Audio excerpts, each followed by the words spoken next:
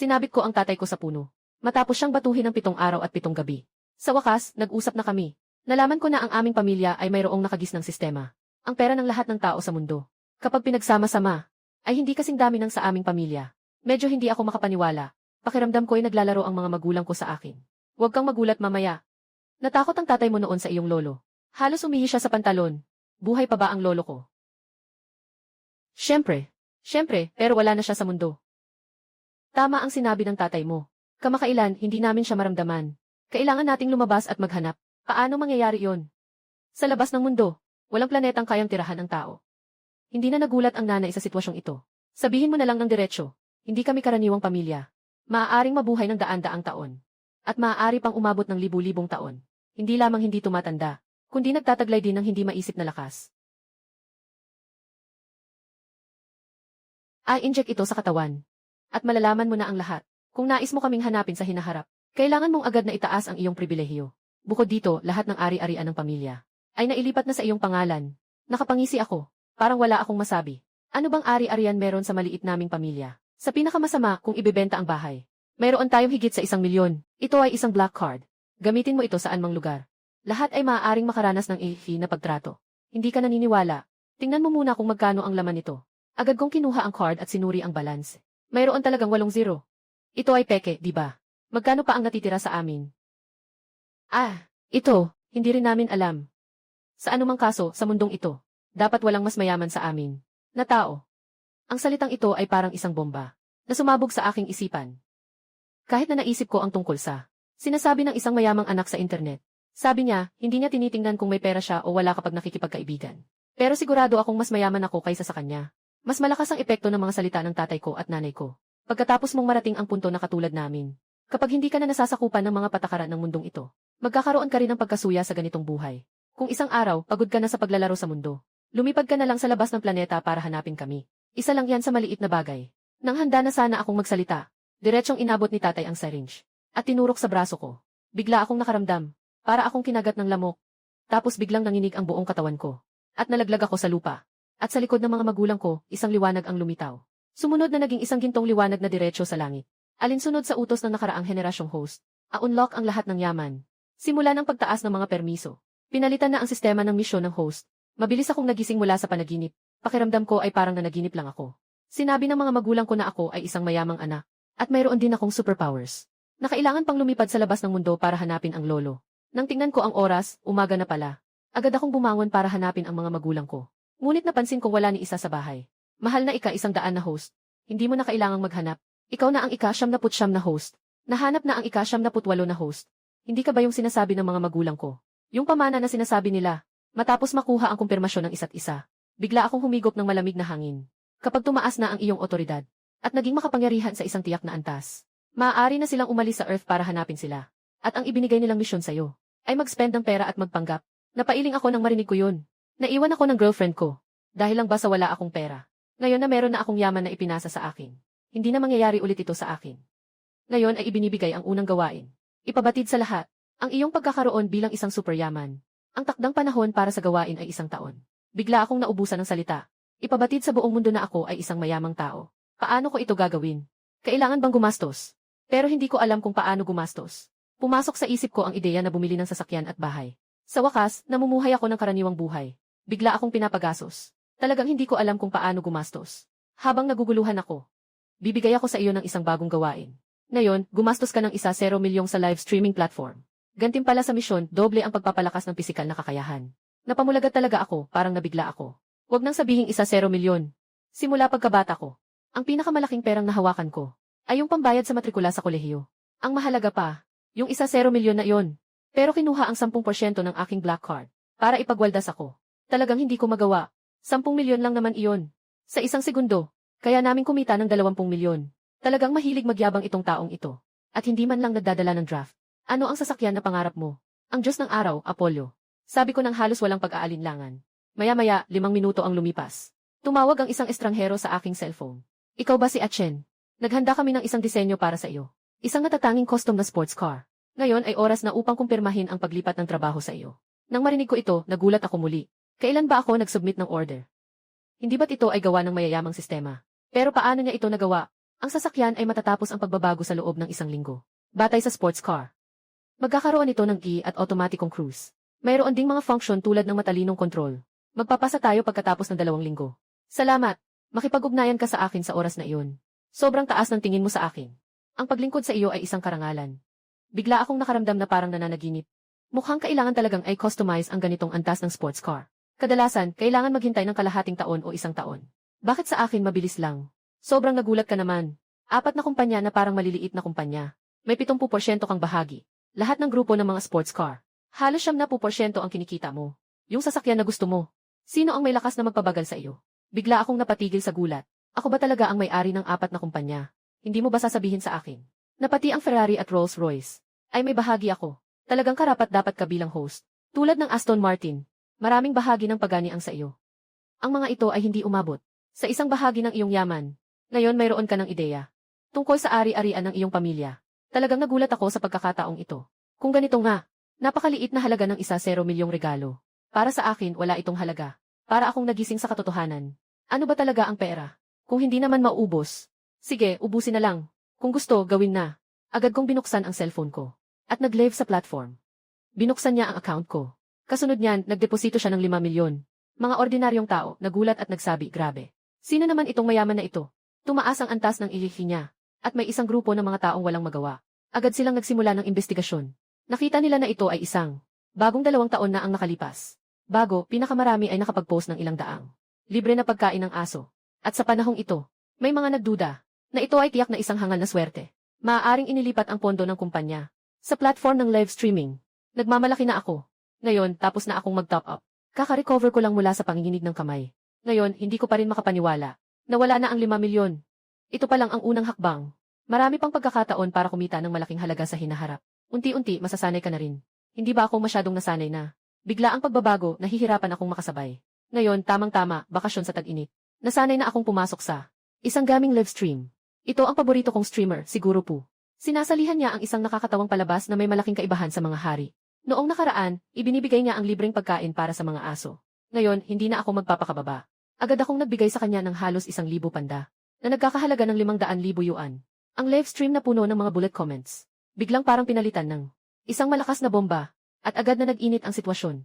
Ang mga netizen sa ibaba ay nagulat at sumigaw ng wow. Saan galing ang mayamang ito?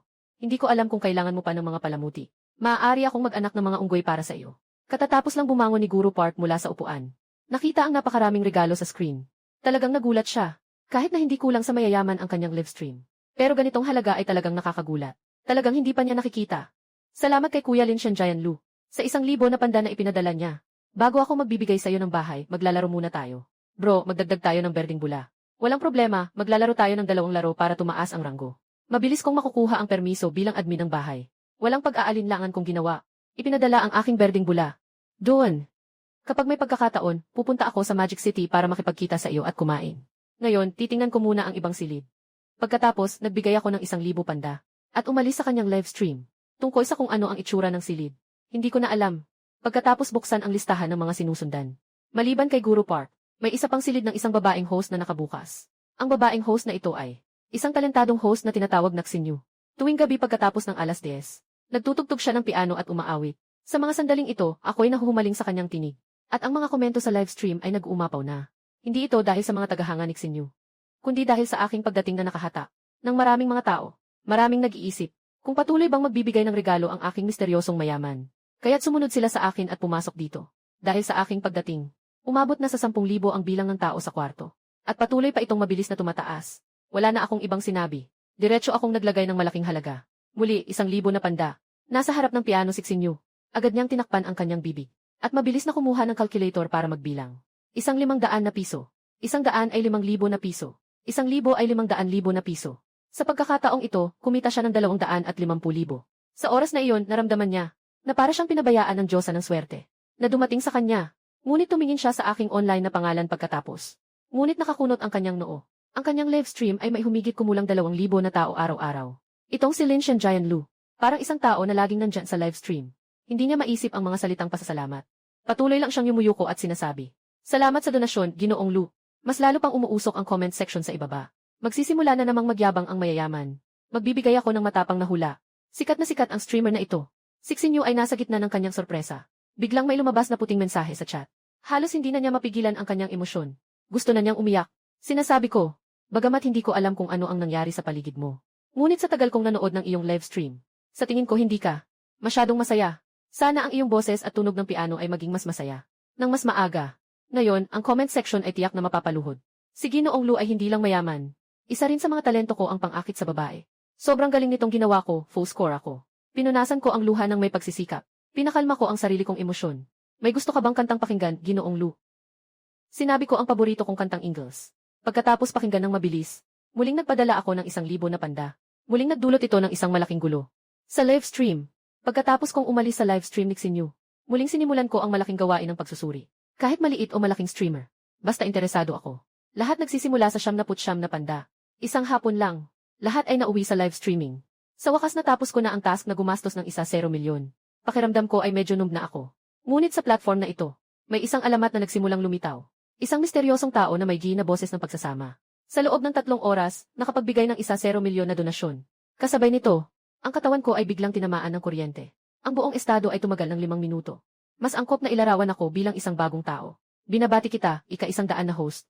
Ang iyong pisikal na kakayahan ay pinalakas ng 2 beses. Ang pakiramdam na ito ay nagpasigaw sa akin. 5 minuto lamang. Ang katawan ay talagang nagbago na. Ano yung kuryente na iyon kanina? Iyan ang enerhiya na naipon ng ika-99 na henerasyon ng host. Kaya kang gawing mula sa isang ordinaryong tao na maging isang makapangyarihang superhuman. Pero may bilin ang iyong ama na ang enerhiyang ito ay kailangang ibigay sa iyo bilang gantimpala. Kung hindi, magkakaroon ito ng masamang epekto sa iyong pag-unlad. Naiintindihan ko naman ito. Ang ganitong paraan ng pagpapalakas ay may mga benepisyo lamang sa maikling panahon. Kailangan kong maghintay hanggang ako ay talagang lumakas at tumaas ang aking kapangyarihan. Kakausapin ko ang isang tagapangalaga para sa iyo. Siya ang ika-98 na host, isang tao na aking natulungan noon. Ngayon ay nakatayo sa pintuan. Nang pumasok ang matanda, siya ay labis na nagagalit at hindi makapagsalita ng maayos. Kayo po ba si Ginoong I Cheng? Dinala ko po ang aking apo ngayon para ipasa sa inyo ang mga ari-arian. Pakiusap, pumasok kayo, nalaman ko lang kahapon na mayroon kaming ganitong karaming ari-arian. Lolo Zuang, sabihin mo ng maayos sa akin. Pwede mo akong tawaging Lolo Zuang lang.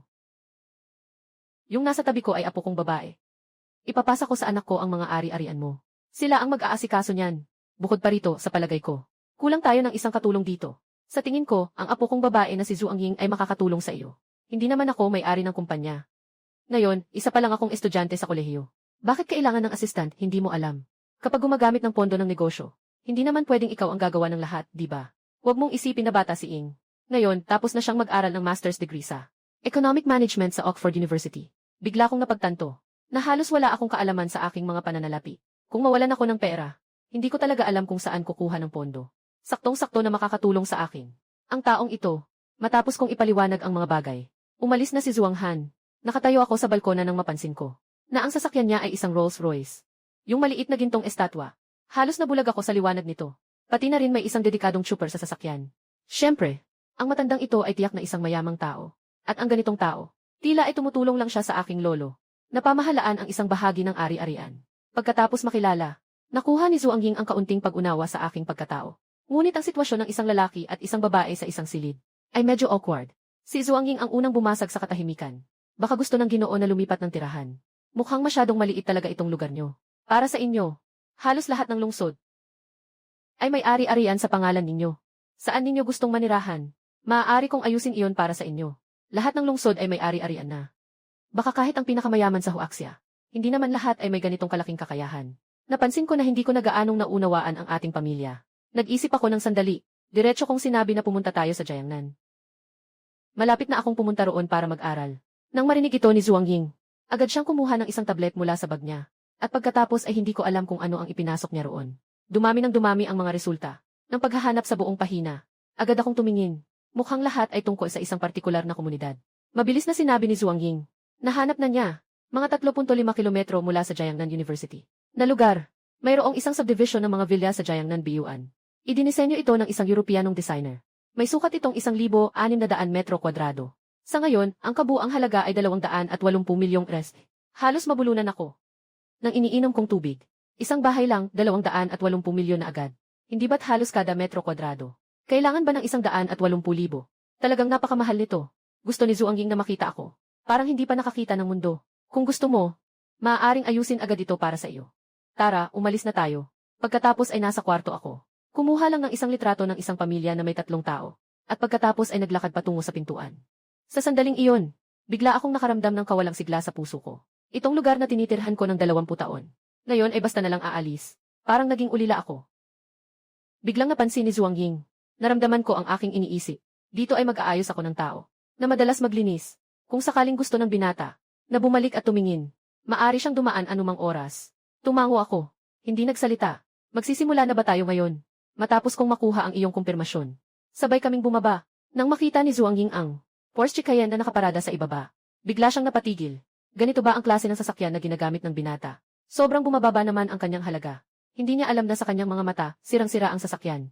Nang makipag-usap ang tatay ko sa akin, akala ko inuupahan lang ito. Pero sa tingin ni Zhuang Ying, naramdaman kong ako'y nilalayuan. Nakapagpagawa na ako ng isang sports car. Dapat ay darating na ito sa loob ng 2 linggo. At kung kailangan mo ng driver, huwag na nating hanapin pa. Ginoong Chen. Ako'y bata pa. Pero tinatawag na akong hari ng daan sa Qiumingshan. Nang sabihin mo yan, parang na-challenge ako. Sa totoo lang, halos di pa ako nakakasakay ng sasakyan sa buhay ko. Kahit na minsan lang. Pero kakagaling ko lang mag-apply ng body enhancement. Sa reaksyon at koordinasyon ko, walang problema sa pagmamaneho ng kotse. Higit pa rito para lang pumunta sa Jiangnan City. Mabilis kong naipasok ang sasakyan.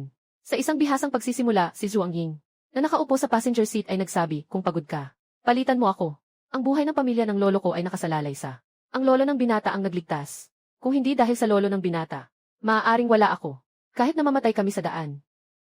Ang pinakamalalang mangyayari ay ibabalik lang ang buhay. Naisip ko, ganun ba kaseryoso? Nasa isip ko, ano bang klaseng Diyos ang lolo ko? Na isang batang Diyos, paano namin mapapaniwala ang pamilyang ito? Na talagang nakatuon sa amin. Tumingala ako sa langit. Parang mula ngayon, bawat araw, ay magiging puno ng walang katapusang sorpresa. Mabilis kaming nakarating sa Jiangnan City. Bilang estudyante ng Jiangnan University. Siyempre narinig ko na, ang tungkol sa Jiangnan Villa. Nakarinig na ako mula sa aking roommate, na ang mga villa dito, ang pinakamura ay nagkakahalaga ng 81,000 bawat metro kwadrado. At ang pinakamaliit na villa, ay may sukat na 200 metro kwadrado. Ang presyo na ito ay dati kong hindi maisip. Ilang tao ang nagpunyagi sa buong buhay nila. Hindi man lang kumita ng ganitong pera. Ngayon, mayroon na akong Jiangnan Biyuan. Ang pinakamalaking unit. Agad kaming pumasok ni Zhuang Ying sa buwan ng sentro ng serbisyo.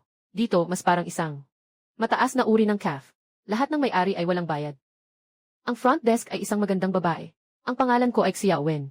Mayroon po ba kayong mga serbisyo na kailangan? Kailangan po ba ninyong ayusin?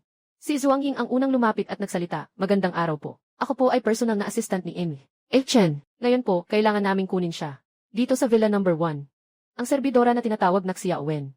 Agad na natakot at nagkulay ang kanyang mukha. Dahil ang Villa number 1 ay walang nakatira mula nang ibenta ito ilang taon na ang nakalipas. Wala nang nakatira dito. Dahil ito ay ipinag-utos ng kanilang superior. Agad siyang nagbihis. Napaka-sweet ng ngiti. Kailangan pa nating ayusin ang ilang mga dokumento. Pakipakita ang AC ng may-ari. At ang titulo ng ari-arian. Pagkatapos ay inusisan niya kami ni Zhuang Ying. Nagtataka siya kung ako ba ang may-ari ng Villa number 1. Ngunit agad siyang umiling. Ang batang ito ay talagang napakabata. Sigurado akong ang may-ari ay malapit na sa gitnang edad. O isang mayamang tao sa kanyang katandaan. Hanapin mo ang titulo ng ari-arian. Dapat ay may naghatid na nito. Agad na tumawag si Xia Wen para magtanong. Tama nga, naihatid na ito 1 oras na ang nakalipas. Ngunit ang naghatid ay gumamit ng puting courier. Walang tao sa kanilang service center. Na mangahas na buksan ang parcel ng may-ari. Mabilis lang. Isang ibang staff ang kumuha ng parcel. Kailangan itong buksan ni Ginoong Chen mismo. Pakiusap, ipakita ang kanyang mga kaukulang dokumento. Walang ganitong kapangyarihan si Zhuang Ying. Iwan mo ang aking gi. Agad akong kumuha mula sa bag ng aking pagkakakilanlan. Narinig ng ilang mga babae sa reception ang salitang Ginoo at nagbago ang kanilang mukha. Kakaunti na lang ang kanilang inalis. Tungkol sa batang ito, posibilidad na siya ang may-ari ng Villa numero 1. Hindi ko inasahan na mapapahiya agad. Pagkatapos naming maayos ang negosyo, nagawa namin ang VUVIP na silid. Tinukso ni Zhuang Ying ako, si Young Master Chen. Ipinapangako ko sa iyo. Kung gusto mo, ngayong gabi, walang sinuman sa kanila ang ayaw na pumunta sa iyong villa para magpainit ng iyong kumot. Gusto mo bang ayusin ko ito para sa iyo? Bagaman nakipag-date ako sa aking girlfriend sa loob ng 2 taon at kalahati, pero isa pa rin akong tipikal na batang lalaki. Ang ganitong pang-aasar ay agad na nagpaihi sa aking mukha. Nakita ang hitsura ko habang kumakain. Hindi alam ni Zhuang Ying kung bakit, pero sobrang saya niya. Pagkatapos ay tinukso pa niya ang binata. Hindi pwedeng ganyan. Sa iyong katayuan, mukhang makakasalubong mo ang napakaraming magagandang babae. Hindi ka lang nagbago ng pananaw ng maaga. Kundi pati na rin ikaw ang masasaktan sa huli. Naisip ko na palagi akong tinutukso ng ganito. Hindi na ito tama. Biglang napasigaw ako ng malakas.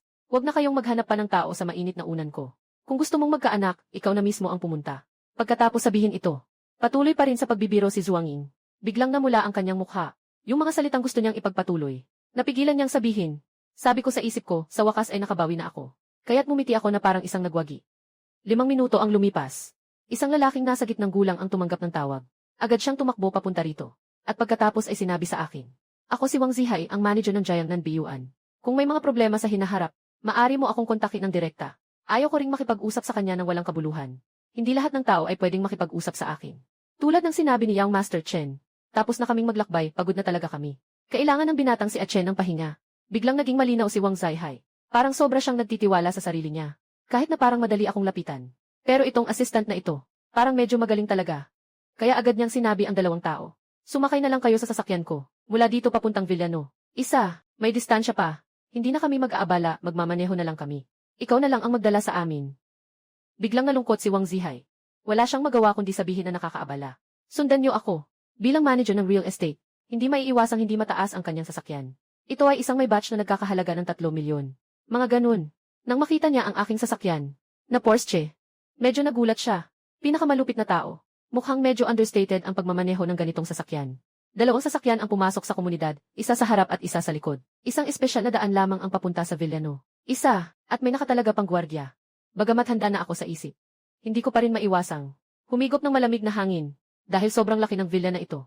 Marahil hindi na ito labis na paglalarawan kung tawagin itong palasyo. Hindi na ako makapaghintay ngayon. Gusto ko nang pumasok at tingnan. Tila napansin ni Wang Zihai ang nasa isip ko. Ibinigay niya ang susi kay Zhuang Ying at umalis. Pagkatapos umalis ni Wang Zihai, tinanong ko si Zhuang Ying, bakit parang may mali sa iyo? Bakit ka ganito kalamig kay Manager Wang? Seryoso na sinabi ni Zhuang Ying.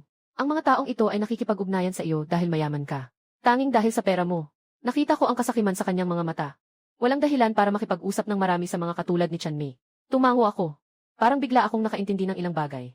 Pagkatapos ay sabay kaming pumasok sa villa na puno ng inaasahan. Mahal na tiles sa sahig. Na hindi ko maapakan. Ang tiles na ito ay espesyal na ginawa. Sa ibabaw, nagdagdag kami ng isang layer ng artipisyal na kristal. Ang presyo ng bawat tile ay dapat nasa tiyansa 5,000. Pakiramdam ko ay malapit na akong mabaliw. Hindi ba't bawat metro kwadrado kailangan ng mahigit 30,000 piso? Kahit na sa presyo ng bahay sa sentro ng lungsod. Ganito lang ang antas. Ito ay isang pares ng mga asul at puting porselana mula sa dinastyang Song. Dapat ay naipasa ito mula sa inyong mga ninuno. Sa kasalukuyan, ang presyo. Bawat isa ay dapat umabot ng mahigit 12 milyong piso. Muli akong humigop ng malamig na hangin. Gaano ba talaga kawalang ingat ang mga ninuno ko? Na inilagay pa ang mga antigong bagay sa harap ng bahay. Sabi ni Zhuang Ying, hindi lang sa harap ng bahay. Nakikita mo ba ang painting sa pader? Iyan ay Starry Night ni Van Gogh. Nakasulat sa kanyang kaliwang ibaba sa Dutch. Na ang ibig sabihin ay salamat sa aking mga kaibigan sa China. Tinulungan ako noong ako'y nasa pinakamasamang kalagayan. Kaya't ibinibigay ko ang kalahati nito sa kanya. Bilang pasasalamat, Vincent Van Gogh. Wala na akong pakiramdam, hindi na ako makaramdam.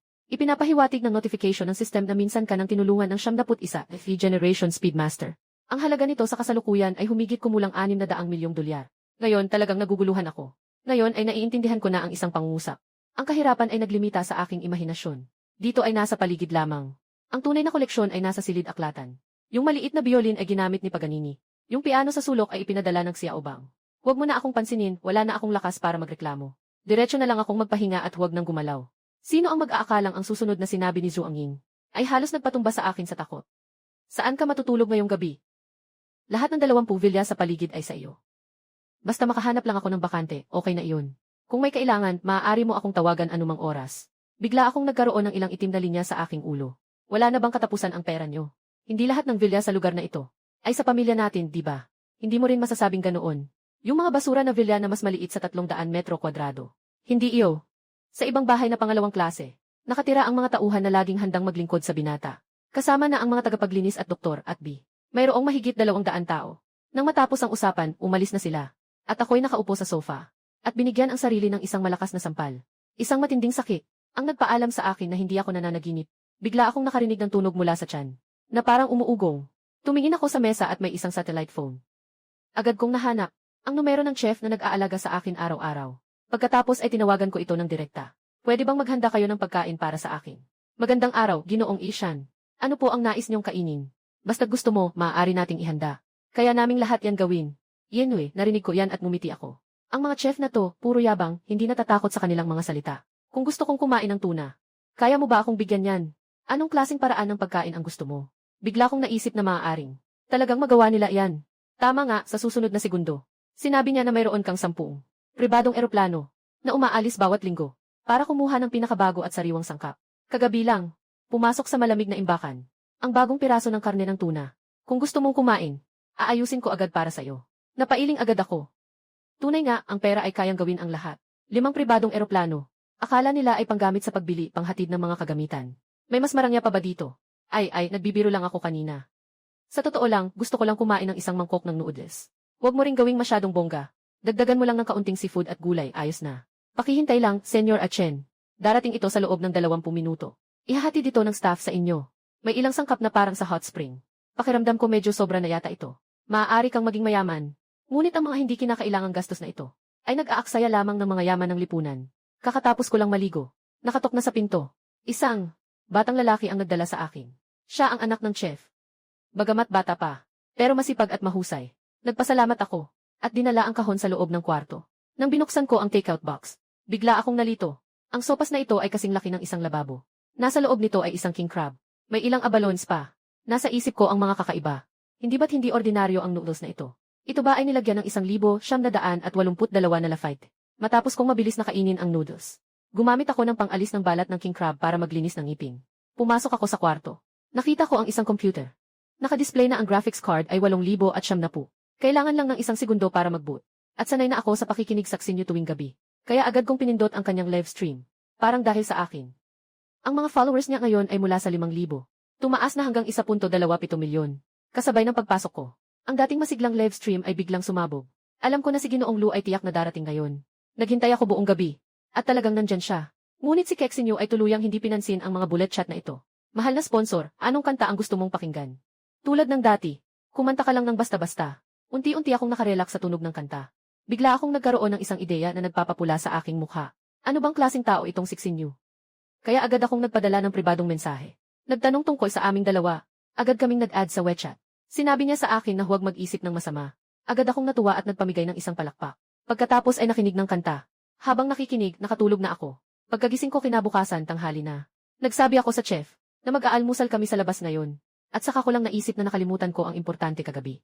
Idinagdag ko 6 news sa WeChat, pero hindi pa kami nag-usap. Kaya nagmadali akong magpadala ng mensahe. Sabi ng pasensya na. Kahapon naglipat bahay, nakatulog na si Je. Hindi nagtagal, natanggap ko ang kanyang sagot. Ngumiti siya at sinabi na walang anuman.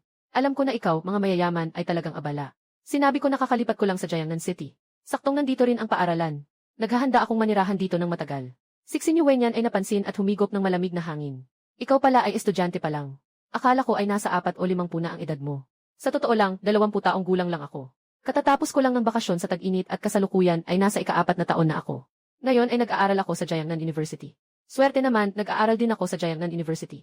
Pero ang kurso ko ay musika. Baka hindi kasing ganda ng mga marka mo. At saka, noong gabi, ang mga tagahanga ko ay nag-iisip tungkol sa pagkatao mo. May nagsabi na ikaw ay isang walang silbi na mayamang anak. May nagsabi na ikaw ay isang malaking boss ng kumpanya. Sobrang nag-isip sila pero hindi nila alam na ikaw pala ay isang estudyante sa kolehiyo. Nagsalita ako ng may pagdududa. Ang mga anak ng mayayamang pamilya ay hindi naman laging walang alam. Maaari ring ituring na sila ay mga mahusay na estudyante na may malawak na kaalaman. Ayos lang, tiyak na ikaw ay anak ng isang kilalang pamilya. Kung hindi, hindi ka makakapag-live stream. At gumagastos ng milyon sa platform. Sinasabi ko na, mukhang totoo nga. At huwag mo na akong tawaging mayamang tao.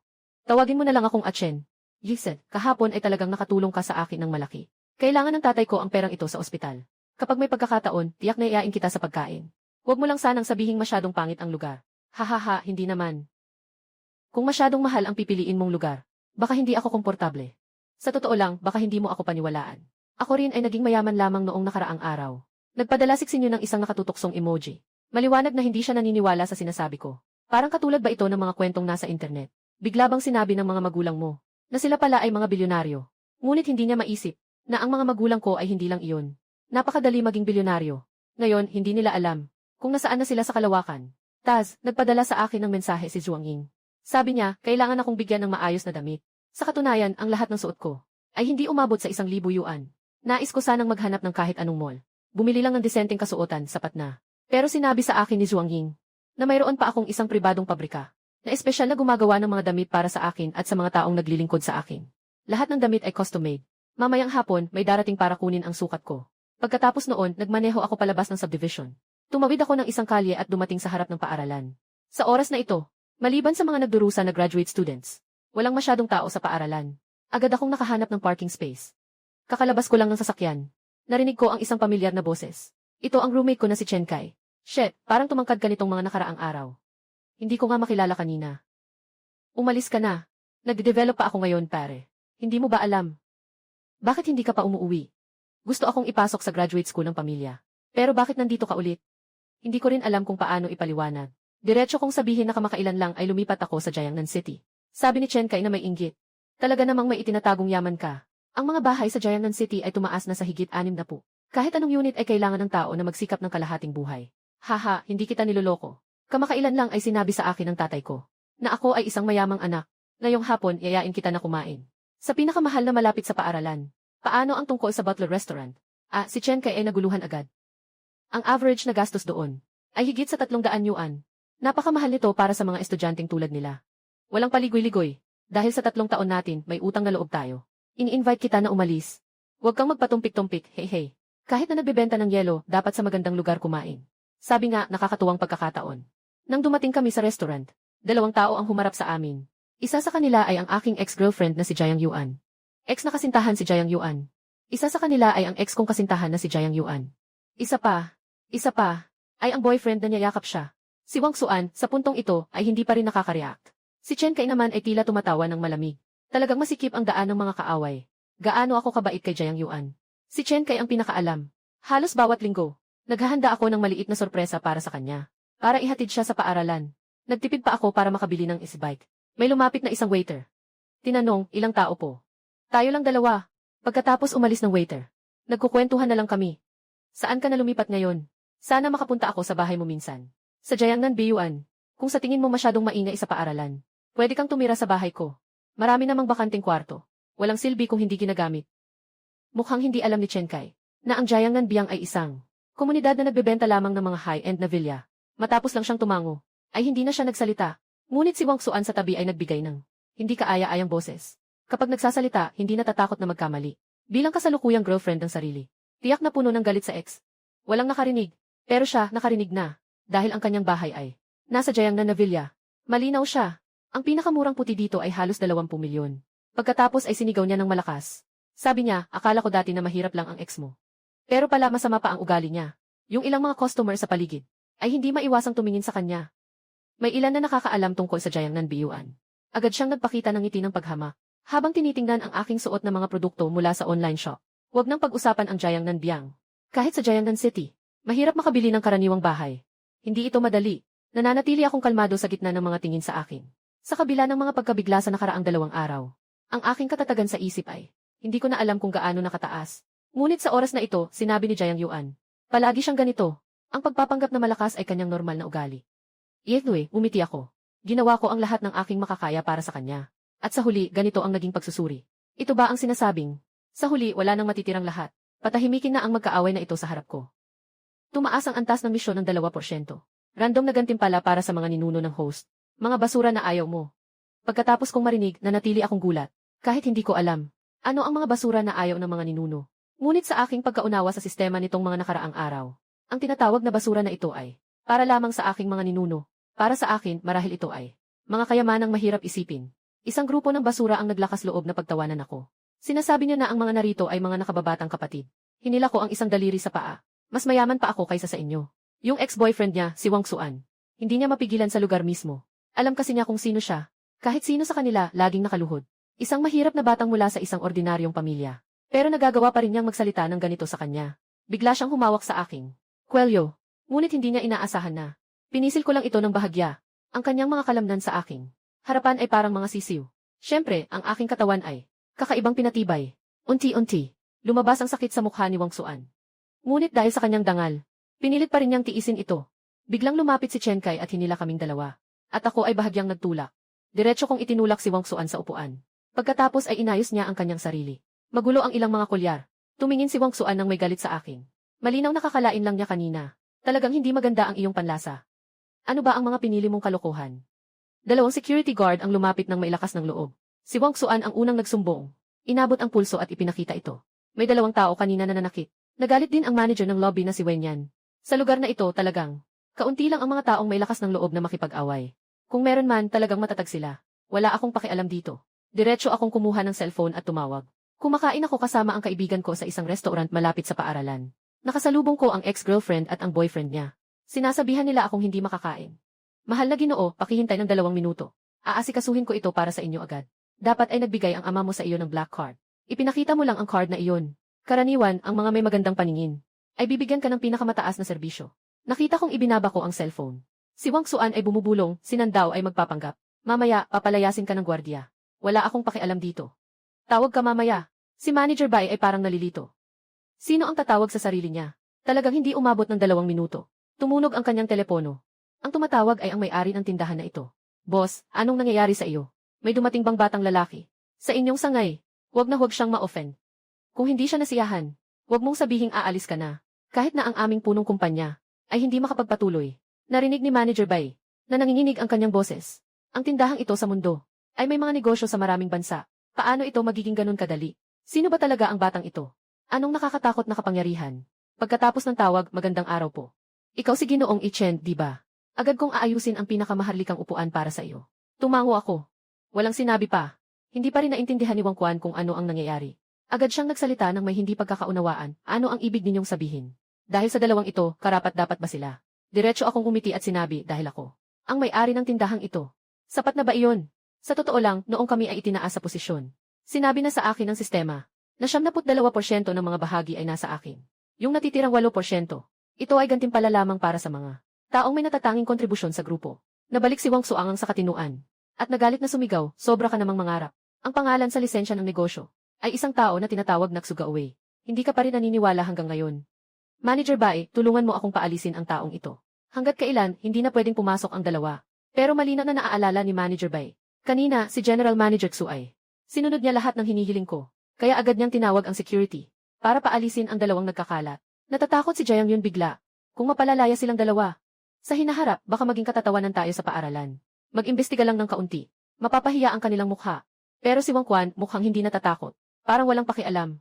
Diretsong sinabing, gusto niyo pa bang magnegosyo o hindi? Ito ang kauna-unahang beses kong marinig na may gustong itaboy ang mga customer. Biglang may isang waiter na lumapit sa tenga ni Manager Bai at sinabi tungkol sa naganap na alitan na talagang siya ang nagpasimula. Siya rin ang unang kumilos. Nang marinig ito ni Manager Bai, bigla siyang umiti. Basta't may katwiran, wala nang dapat ipag-alala. Kung mayroong anumang hindi pagkakaunawaan, maari kang magreklamo sa mga ahensya ng negosyo. Alam ni Wang Xuan na siya ay may pagkakamali. Kahit na siya ay isang mayamang anak, pero ang kanyang ama ay isang simpleng shareholder lamang. Hindi naman sigurado kung may makakakilala sa kanya. Nakita ko ito at nagpakita pa ako ng ngiti na parang walang pakialam. Bakit? Parang galit ka. Alam kong mayaman ka. Pero anong magagawa mo sa akin? Kung may kakayahan ka, bilhin mo na lang ang tindahang ito. Tumingin si Wang Xuan sa akin na parang gusto akong sapakin. Halos hindi ko na mapigilan ang sarili kong makipag-away muli.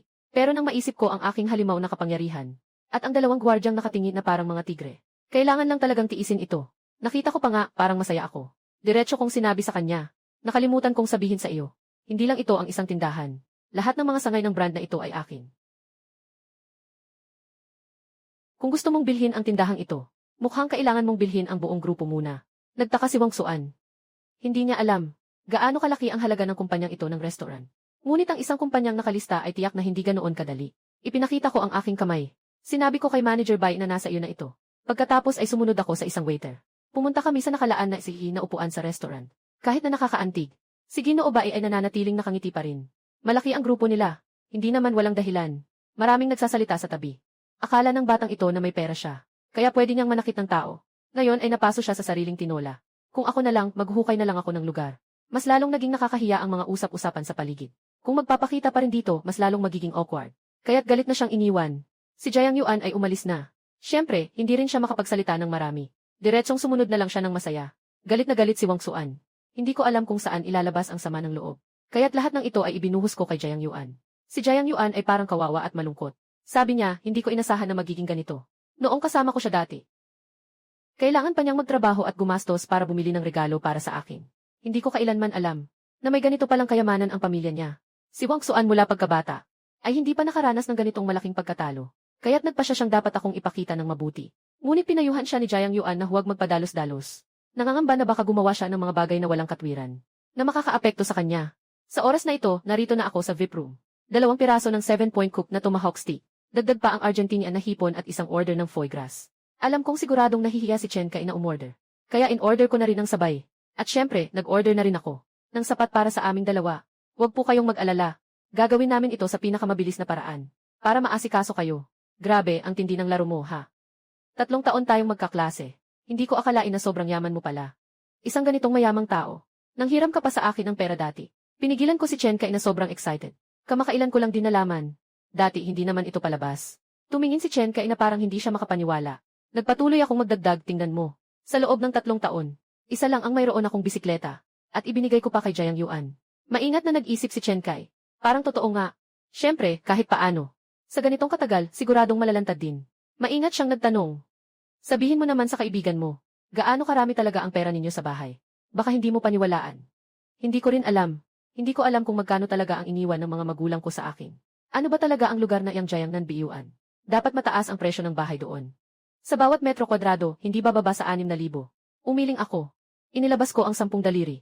Ibig sabihin ay 150,000 bawat metro. Kung hindi lang kami nasa restaurant, halos sinampal ni Chen Kai ang mesa. Sobrang imposibleng mangyari ito. 150,000 bawat metro kwadrado. Walang pinagkaiba sa pang-hold up. Sa bayan ko, makakabili ka na ng buong bahay. Natatakot akong magtanong pa, baka masaktan ang kanyang tiwala. Kaya't sinabi ko na lang, kapag may oras, dadalhin ko kayong lahat sa bahay ko. Doon mo malalaman. Sa katunayan, kahit anong likha sa bahay ko, mas mataas pa ang presyo kaysa sa buong bahay. Walang masyadong sinabi sa pagbubukas. Nagtatawanan na sinabing AC, tayo-tayong mga club. Pero sinabi na ito 3 taon na ang nakalipas. Kailangan nating makipagkita sa iyo. Ngayon mayaman ka na. Huwag mong kalimutan ang mga kapatid nating ito. Bagaman hindi ko kayang tulungan ang lahat. Susuportahan ko ang aking kasamahan sa bahay. Ng buong puso. Kaya't sasabihin ko ng direkta, na dapat kayong magkaroon ng ideya sa negosyo. Huwag mag-atubiling sabihin sa akin. Tiyak na susuportahan ko kayo ng todo.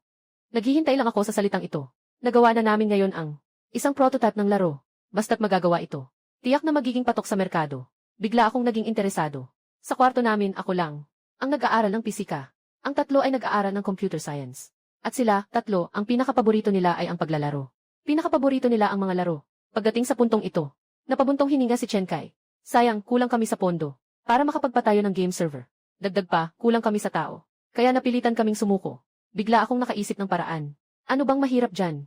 Mag-invest ako ng 1 milyon sa inyo, sapat na ba yon? Pagbukas ng bibig mo, 1 milyon agad. Sino ba ang makakaya niyan? Bakit, kulang pa ba? Gusto mo, gawin ko na lang 1 bilyon. Lalong nagulat si Chen Kai nang marinig ito. Biglang umubo. Gaano ba kayaman ang pamilya mo? Hindi naman kulang.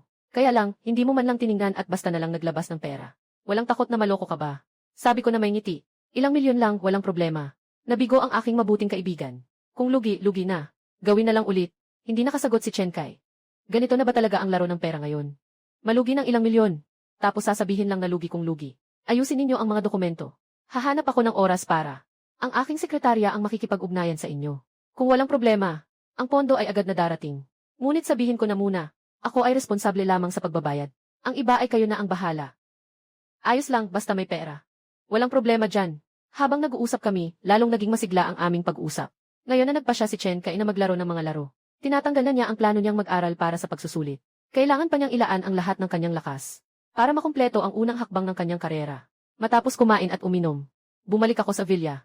Kakauwi ko lang. Nakatanggap ako ng tawag mula sa isang tao na matagal ko nang hindi nakakausap. Nang makita ko, ito ay ang aking dating kaklase na si Jiang. Mukhang natuwa si Jiang. Matagal na siyang nagtapos at hindi pa siya tumawag sa akin ng ilang beses. Tuwing nakikipag-usap ako sa kanya, parang bumabalik ako sa panahon ng mataas na paaralan. Sabi ng kabila, sa kalahating buwan na lang, anibersaryo na ng high school natin. Gusto ng advisor natin na bumalik tayo at bisitahin. Natuwa ako nang marinig ko ang balitang ito. Iyon lang ba iyon? Sakto, matagal na rin tayong hindi nagkikita. Pwede tayong magtipon. Tayo, syempre, ay masaya. Pero huwag mong kalimutan, yung ilang tao sa klase natin.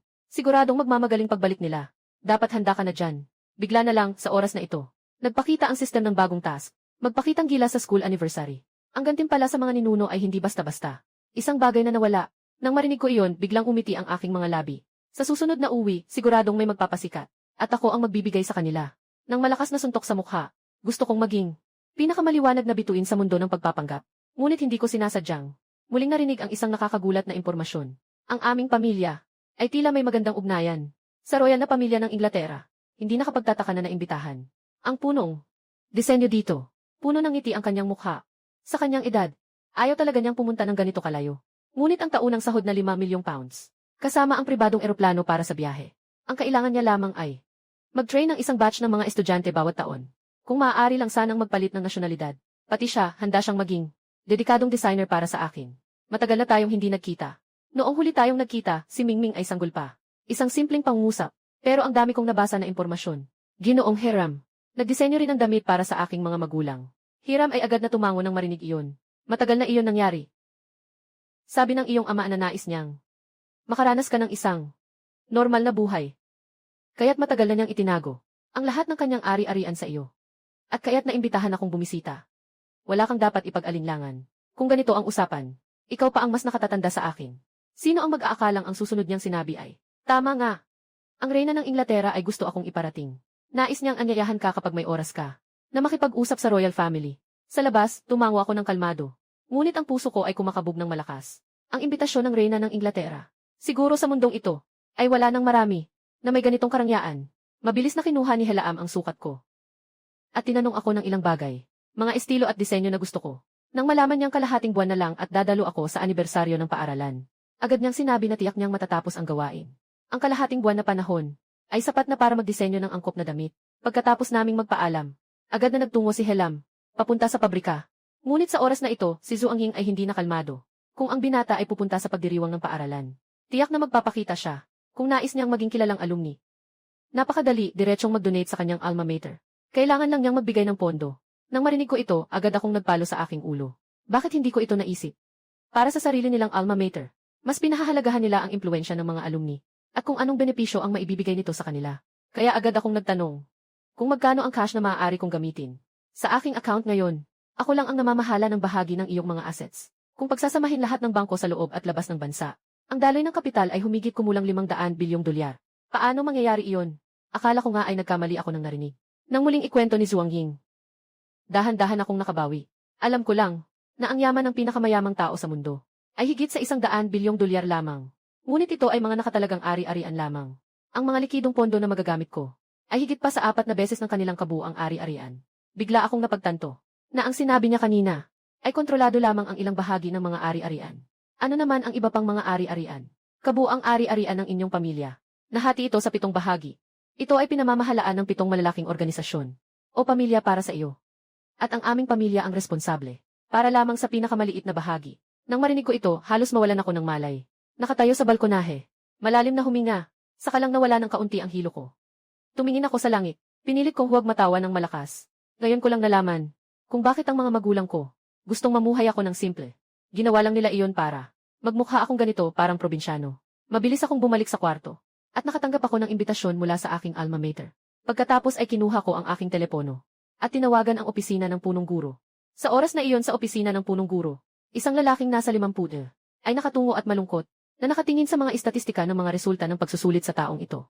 Ito ang si Han Ersong, ang kasalukuyang punong guro na si Jumin. Bagamat ang paaralang ito ay tinatawag na isang pangunahing mataas na paaralan, ngunit tanging pangalawang baitang lamang ang maipagmamalaki nito, dahil may isa pang Han Yizong na matinding nakatimbang dito, lalo na sa nakaraang 2 araw.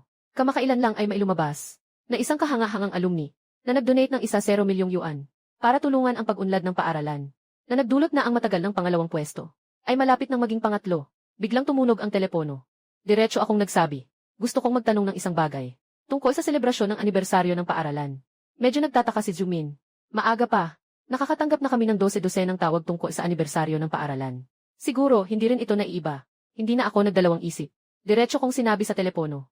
Tinatanggap ng paaralan ang mga donasyon mula sa mga estudyante. Sa puntong ito, nakipag-usap si Jumin sa akin. Matapos ang ilang pangusap, nalaman na niya na ako ay nagtapos noong ika-16 na batch. Ngayon, sa pinakamabuti, nasa 3 taon pa lang ako. Kaya't sa tingin niya, wala akong masyadong pera. Kaya't maingat siyang nagsabi na hindi mahalaga ang dami ng donasyon. Gawin mo lang ang kaya mo. Sabihin mo ang halaga ng donasyon. Gagawa ako ng tala ngayon. Ang paaralan ay tumatanggap na lamang ng donasyon sa anyo ng pera. Hahaha, syempre, walang limitasyon sa uri. Naalala mo ba ang nasa pintuan ng paaralan? Yung estatwa. Iyan ay isa sa atin. Mga kilalang alumni ang nagdonasyon. Kung ganon, ayos lang. Magsisimula na akong mag-ipon ng 1 gusali. Nang marinig ito, biglang nanginig si Jumin. Pagkatapos ay ngumiti siya ng may pangulila. Akala niya nagbibiro ako. Plano kong maglabas ng 100 milyon para suportahan ang aming paaralan. Bilang karagdagan sa pagtatayo ng mga silid-aralan at laboratorio. Ang natitirang pera ay gagamitin para sa pagpapabuti ng mga kagamitan ng paaralan. Si Zumin ay medyo hindi makapaniwala. Totoo ba ang sinasabi mo? Sa kabila ng pagiging malaking boss ng isang kumpanya, mahirap para sa kanya na isang bagsakan na mag-donate ng 100 milyon para sa isang mataas na paaralan. Mukhang kakaunti lang ang kayang magsakripisyo ng ganito. Siyempre totoo ang sinasabi ko. Ang tagal na nating magkakilala. Kailan ba ako nagsinungaling sa'yo? Nang pag-isipan ni Zumin ng mabuti, kahit na si Acheng ay kadalasan, kung hindi sumisilip sa banyo ng babae, naglalagay naman ng ahas sa bulsa ng pantalo ng guro. Pero napakabuti ng kanyang pagkatao. Pakiramdam ko hindi pa rin siya lubos na naniniwala. Ganito na lang. Ngayon mismo, ipapadala ko ang pera sa account ng paaralan. Pagkatapos, saka natin pag-usapan kung paano pa. Pagkatapos noon, binaba ko ang tawag. Kasunod nito, binuksan ko agad ang sistema ng mayaman. Ngayon, tulungan mo akong maglipat ng 1 bilyong pondo sa account ng aking paaralan sa high school. Kahit na hindi ko alam ang account ng paaralan. Ngunit ang kakayahan ng sistema ay hindi ko kayang isipin. Agad na sumagot ang sistema na walang problema. Sa loob ng 0 minuto ay maayos na ito. Nang marinig ko ito, umiti ako. Kahit na 100 milyong pondo. Noong nakaraan, akala ko marami. Pero para sa akin na may 100 bilyong dolyar, ito ay tila isang patak lamang sa dagat. Dahil ang perang nasa bangko. Kailangan pang kalkulahin sa bilyon para sa interes. Huwag nang pag-usapan ang pitupang. Malalaking pamilya na tumutulong sa akin sa pamamahala ng mga pamumuhunan sa oras na ito. Ipinatong ni Zooming ang telepono. Nagsimula siyang mag-isip ng malalim. Parang nag-iisip kung totoo ba o hindi ang aking ipinangako. At wala pang 5 minuto. Tumawag na ang tanggapan ng pananalapi ng paaralan. Narinig ang nanginginig na boses ng direktor ng pananalapi. Nagsasaad ng isang malaking bagay. May malaking halaga ng pera sa account ng paaralan. Tama, 100 milyon. Biglang humigop ng hangin si Zoomin. Ngunit siya ay matino pa ring nagsabi. Saan galing ang perang ito? Nakacheck ka ba? Sabi ng direktor ng Financial Department, nakipag-verify ako sa bangko. Ito ay mula sa isang pribadong account. Ngunit hindi nila maibulalas ang pagkakakilanlan ng nagpadala. Wala rin akong paraan upang matukoy kung saan ito nagmula. Biglang humirap ang paghinga ni Zoomin. At naging mabilis ito. Pagkatapos ay bulong niya. Alam ko kung sino ang nagpadala. Hindi niya talaga inakala na totoo ang sinasabi ko. 1 bilyong pondo. Akala mo ba'y biro lang napapasok agad sa account? Medyo nagduda ang hepe ng accounting. Sino ba yan nang marinig ni Zoomin? Hindi rin niya alam kung saan siya kumuha ng lakas ng loob. Diretso niyang sinabi. Ito ay donasyon mula sa mga estudyanteng nagtapos sa ating paaralan. Sandali, pumunta ka agad sa opisina ko. Lanuhin natin ang paggamit ng perang ito. Baka sa pagkakataong ito, maalis na natin ang isang paaralan. Nang malaman kong pumasok na ang 100 milyon, muli kong tinawagan ang opisina ni Zoomin. Agad na naging labis na masigla ang tono ni Zoomin. Halos maiyak na ako. Sabi niya sa akin kapag nakuha na ang perang ito, ang kapangyarihan ng edukasyon ng paaralan ay tiyak na magkakaroon ng makabuluhang pag-unlad. Sabi ko, pag-usapan muna natin ang gamit ng perang ito. Kalahati nito ay gagamitin para sa paaralan, para sa 1 gusali ng klase at laboratorio. Hindi ko pa nga natatapos sabihin ang gusto ko. Bigla niya akong pinutol.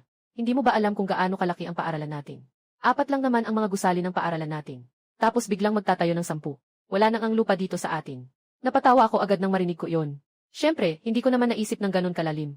Diretso na akong nagsabi. Maaasahan kita. Ikaw na ang bahala sa ayos. Ang mga luha ni Zoomin ay malapit ng pumatak. Balak kong gumastos ng 1 milyong para magdagdag ng 1 gusali ng paaralan at 1 laboratorio. At pagkatapos ay ayusin ang mga pasilidad ng paaralan. Ang unang hakbang ay palitan ang aircon ng paaralan. Para sa grupong ito ng mga batang ito, agad akong natuwa at sinuntok ang sofa. Dapat noon pa man ay ganito na. Ang pangarap ko sa loob ng 3 taon sa mataas na paaralan ay palitan ang aircon. Sinabi pa ni Zoomin na bahagi ng pondo ay balak kong kumuha ng ilang natatanging guro mula sa probinsya para magturo sa ating paaralan. Bukod pa rito, magtatatag din ako ng isang scholarship para tulungan ang mahuhusay na estudyanteng kapos sa buhay at mga top students. Nang marinig ko ito, naisip kong napakaganda ng plano niya. Talagang mas maingat kang mag-isip. Pinilit ni Zoomin na itago ang kanyang matinding emosyon. Ipangalan na lang natin ang pondong ito sa iyo. Tatawagin itong Acheng Fund. Anong palagay mo? Napag-isip-isip ko. Parang ang weird. Hindi naman kailangan. Ituturing ko na lang ang pondong ito. Bilang isang pagsisimula, baka sa hinaharap ay marami pang mga alumni ang nais mag-donate. Ang pangalan ay magiging Pondo ng Anak ng Karagatan. Sige, susunod ako sa iyo. Ako ay kumakatawan sa lahat ng guro at estudyante ng Hanhuano. 2 high school, salamat sa iyo. Sa sinabi mong iyon, parang ako'y medyo nahihiya. Diretsahan kong sinabi na galing din ako sa 2 mataas na paaralan. Kaya nararapat lang na tumulong ako sa alma mater ko. Biglang napagtanto ni Zoomin na paano nagkaroon ng ganun kalaking pera ang isang third year na tulad ko. Baka napasok ako sa maling landas. Agad kong ipinaliwanag na kamakailan ko lang din nalaman. Naglakbay sa buong mundo ang mga magulang ko kamakailan. Tapos ipinasa nila sa akin ang negosyo ng pamilya. Hayaan niyo na akong bahala dito. Ngumiti si Zoomin at sabi niya, di halata. Di halata na ang pamilya niyo ay medyo makapangyarihan. Pero sa isang iglap lang, nakapanghihiram kayo ng ganong kalaking pondo. Hindi siguro magkakaroon ng problema sa negosyo nyo. Walang magiging aberya, di ba? Huwag kang mag-alala tungkol dito. Para sa pamilya ko, maliit na halaga lang ito. Parang patak lang ito sa dagat. Kung hindi sapat ang 100 milyon na pondo, magdodonate pa ako. Ang mga susunod na bagay ay ipapaubaya ko na lahat sa kanila. Ako lang ang bahala sa pera. Kahit malugi, ayos lang. Mabilis na dumating ang gabi. Tulad ng dati, nanood ako ng live stream. Pero hindi mo alam hanggang hindi mo tiningnan. Pagtingin mo, nagulat ka. Isang account na nagbigay ng 1 milyong regalo sa bansa. Ngayon ay mayroon ng higit sa 1 milyong tagasunod. Tumingin tayo sa mga pribadong mensahe. Biglang lumabas sa computer ng ilang libong mensahe. Hindi humihingi ng relasyon kundi humihingi ng tulong. Pinuri ko na ang computer na ito ay talagang maganda. Ngayon, ang isang buong integrated na makina. Ganyan kaganda ang pagkakagawa. Pero hindi nila inasahan na ang sistema ay magpapakita. Saang mata mo nakita na ito ay isang integrated na makina. Sa ilalim nitong vilya, may isang maliit na supercomputer. Ang graphics card pa ay nagkakahalaga ng 8 milyon, ang 8,070. Nang marinig ko iyon, halos mapalundag na ang pangako sa lupa. Itong bagay ay pang-internasyonal na antas ng produktong pang-estratehikong teknolohiya. Karaniwan itong ginagamit para sa pambansang depensa at siyensya. Pero ginagamit ko pala para maglaro ng laro at manood ng live stream. Pagpasok ko sa live stream ni Professor Park, agad niyang sinabi, gusto mo bang sumali sa laro ng LOL? Kasalukuyan pa lang kaming kulang sa isang tao sa team namin. Saktong-sakto, wala rin akong masyadong ginagawa. Diretso akong sumali sa grupo ni Guru Park. Pero sa susunod na segundo, napagtanto ko, wala akong numero para sa lugar na ito. Kaya't diretsong sumigaw ako sa chat. Aling kapatid ang may numero? Pahiram naman. Hindi ko naman basta-basta hihiramin ang account. Ipadala mo na lang kay Guru Park. Sa isang iglap, nag-init ang mga komento. At ang convoy ni Guru Park ay lahat ay may ranggong master pataas. Agad siyang nagpadala sa akin ng master account. Naglogin ako sa account. Walang paligoy-ligoy, nag-recharge ako ng 100,000 pesos. Binili lahat ng balat. Lahat sa comment section ay nagulat. Sino ba ang swerte ng ganito? Sa susunod, sabihan mo ako kung manghihiram ka ng account. Sabi ni Guru Park, ipakikilala kita sa iba pang mga tao. Sila ang mga dating kasama ko sa koponan noong naglalaro ako ng profesional. Ngayon ay nagretiro na sila. Sila ay sina Tuko, Anino at ang bata. Nakipagbati ako kay Mike ng team na iyon. Naalala ko pa ang unang live stream ng This Is na napanood ko. Iyon ay laban ng bata.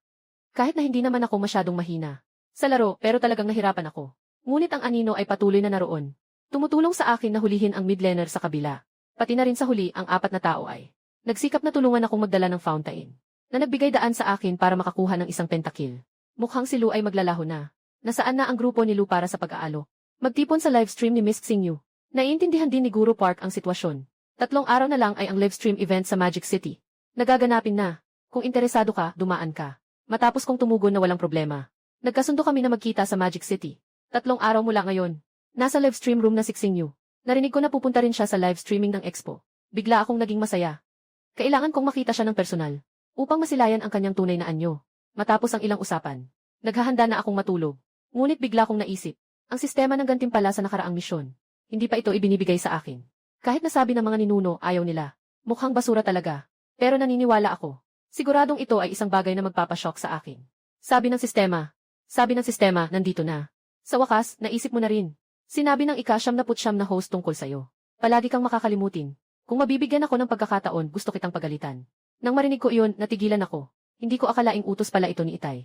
Kaya hindi ko na rin masisi ang sistema. Kakatapos lang ng sinabi niya. Sa isip ko, lumabas ang isang maliit na espasyo na parang parisukat. Pagkatapos kong tumingin dito ng matagal, nalaman ko na ito ay nakahiwalay. Kaya nagtatanong ako sa sistema. Ano ito?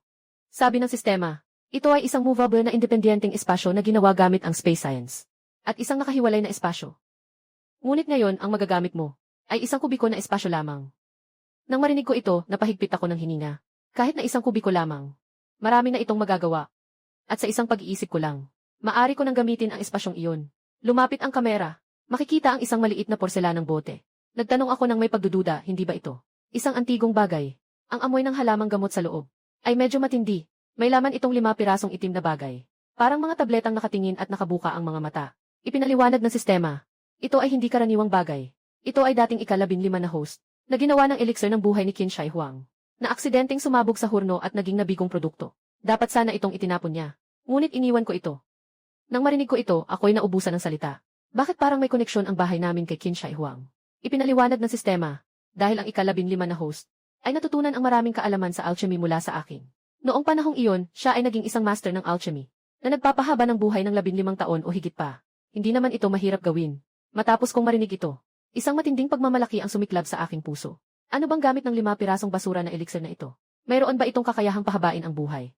Sabi ng sistema, ito ay mga depektibong produkto kaya hindi ito gagana. Pero basta't hindi ito putol na kamay o paa. Kaya nitong gamutin ang anumang sakit, kabilang na ang cancer at leak. Simula noong ilang araw na ang nakalipas. Nako, itong dalawang salita ay ako. Hindi ko na alam kung ilang beses ko na itong sinabi. Kung ang 5 na pildoras na ito ay ma-expose sa larangan ng medisina, tiyak na magkakaroon ito ng malaking gulo. At ang ganitong kayamanan ay tila basura na itinakwil ng sariling ninuno. Mayroon bang masamang pag-aaksaya kaysa dito? Bigla kong naisip, kung ikukumpara sa kanila, masyado na akong matipid at simple. Kahit ang basura na ayaw nila ay may ganitong bisa. Mga bagay na aksidenteng itinapon ng mga ninuno. Ano kayang mga pambihirang kayamanan iyon? Hindi ko na kayang maghintay. Upang tapusin ang susunod na misyon, ang eksena ay lumipat sa susunod na araw. Para makapunta sa Magic City, maaga akong naipit sa elevated road. Dahil hindi ko pa rin naisip na sobra ang alindog ng live exhibition. Saan mang lungsod, maraming tagahanga ang nagmamadali. Para lamang masaksihan ang kanilang paboritong streamer. Tingin ko, sa ngayon, walang pagbabago sa kondisyon ng kalsada. Hayaan mo munang pumasok siguro Park. Kung normal lang, hindi naman alintana kung maghintay siguro Park. Ngunit ngayon, may naka-schedule siyang isang malaking tao. Kahit na hindi naman si Wang Zong ang pinakamayaman sa Huaxia. Tiyak na nasa top 3 siya. Sabi ko ng masigla, walang problema. Magkikita tayo mamaya. Alam ko rin itong si Wang Zong. Siya ay nasa top 3 ng mga mayayamang tao sa Huaxia. Anak ng malaking tao na si Wang Lin. Dahil sa isang pangungusap na naghahanap ako ng kaibigan. Hindi ko kailanman tiningnan kung mayroon siyang pera. Basta tiyak na wala siyang pera na kasing dami ng akin. Diretsong sumikat sa internet. Siya rin ay naging isang sikat na vlogger. Nakatingin sa harap na nakapila ang mga sasakyan. Na parang pila ng mga kotse. Matagal na akong hindi nakapag-ihi. Kaya sinabi ko ng basta-basta. Sana may eroplano na lang. Sistemang direktang nagsabi, host. May private helicopter ka. Nakatigil sa loob ng paliparan. Agad akong nagulat sa narinig ko. Nga, ang seafood at karne sa bahay namin ay inihatid gamit ang pribadong eroplano. May isang pribadong helicopter. Hindi naman ito kakaibang bagay. Nang maisip ko ito, agad kong tinawagan si Zhuang Ying. Code. Pagkatapos ay sinabi niya ng direkta na nandito ako. May nangyaring aksidente sa kalsada sa harap. Hindi kami gumalaw ng ilang oras. Sinabi ni Zhuang Ying nang walang pakialam. Ganito lang ba kaliit na bagay? Ang iyong pribadong helicopter ay nakaantabay sa paliparan ng matagal. Maaabot lang ang 20 minuto ang lokasyong iyon. Pagkatapos kong marinig iyon, humiga na ako. Ang saya talaga ng may pera. Mukhang malapit na akong makaalis sa lugar na ito. Maya-maya, pagkatapos ng 20 minuto, isang malakas na ugong ang narinig sa langit. Isang itim na helikopter ang bumaba mula sa langit. Nagdulot ito ng pagkamangha sa maraming tao sa tabi ng daan. Nakatitig ako sa helikopter na ito at parang nastun ako sa lugar. Akala ko ay isang maliit na helikopter lamang ito. Ngunit hindi ko inasahan na halos kasing laki na ito ng isang transport helicopter. Ang malaking hangin, parang kayang durugin ang lahat ng sasakyan sa ibaba. Sinasabi ng sistema na ang helikopter na ito ay isang retiradong armadong helikopter na binago, na binili ng tatay mo ilang taon na ang nakalipas sa halagang $120 milyong. Nang tahimik. Nang marinig ko ito, napamangha ako. Sobrang matindi naman ang estilo ng tatay ko. Hindi ko alam na lahat ng driver sa daan ay nagulat. Paano napunta ang helikopter na ito sa kalsada? Baka may sinasagip na tao. Diyos ko! Hindi pa ako nakakakita ng ganito sa buong buhay ko. Napakalaking helikopter. May tao bang nasugatan sa harap? Kailangan silang madala sa ospital agad. Habang ang mga tao sa paligid ay abala sa pag-uusap. Biglang bumaba ang hagdang ulap ng eroplano. Ng 4 na tao na nakaitim. Hawak nila ang mga bagay na parang lubid. Na mahigpit na ikinabit sa aking Porsche Cayenne. At pagkatapos ay, mabilis na bumalik sa helicopter. Habang ako'y naguguluhan, bigla ang lumipad ang eroplano. Ang Porsche Cayenne na higit 2 tonelada ang timbang. Madaling naakyat sa langit. Hindi naman ako hindi nakasakay sa eroplano. Pero ito ang kauna-unahang pagkakataon ko. Sino ang nakakaalam kung matibay ba ang tali na to? Pwede bang mabali at mahulog mula sa ganitong kataas? Magiging isang bola ng giniling na karne ako. Sabi ng sistema, huwag mag-alala ang host. Ang lakas ng helikopter na ito. Kayang hilahin kahit ang tangke. Mga bagay na mas mababa sa 0 tonelada. Hindi ito mababasag. Kahit narinig ko siyang sinasabi ito, nag-aalala pa rin ako sa loob. Sa aking mga alalahanin, ang helikopter ay maayos na. Lumilipad patungo sa live na eksibisyon. Ngunit sa daan na ito, hindi ko alam kung ilang tao ang nag-record at nag-upload sa internet. Ilang minuto lamang ang lumipas.